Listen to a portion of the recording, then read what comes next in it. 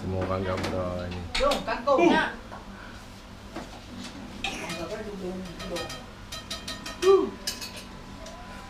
Tengok.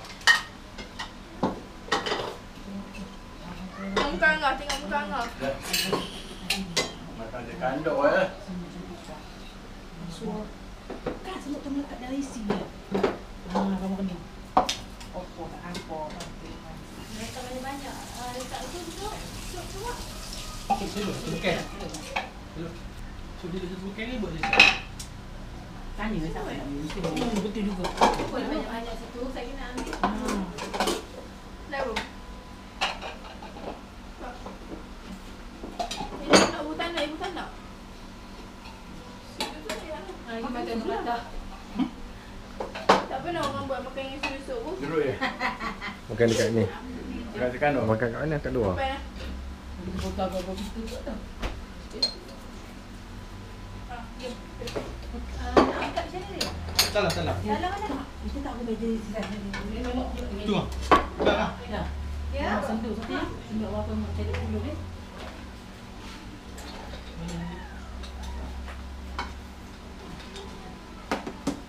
Abang makan nasi? Nak bikin? Tu ah. Tu. Makan tekan tu. Ha. Dah. Tolong bagi tu. Dia nasi tu. Tu Kita kena. sentuh saya. Nasi. Bang. Pinggan je. Pinggan ada tiga bahagian tu. Dah. Ya. Dah pelan. Dah yang pelan.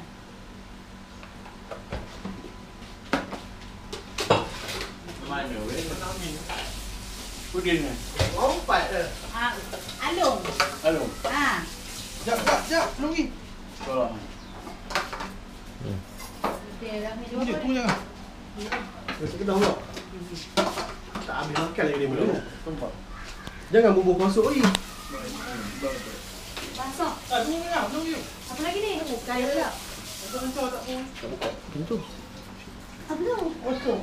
Mana agak hitam ni tadi betul. Bila tak? Mana? Hai, dah lepas keluar apa ni? Mana agak kau tadi?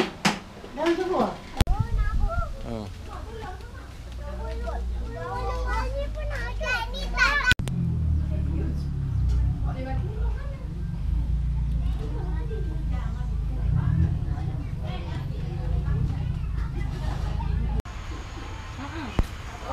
Makan lah.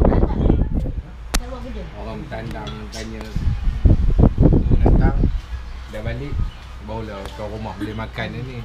Tadi dah. Tadi pun makan kat dia. Ayam makan tadi dah. Tengok gosip. Man. Anda di rumah.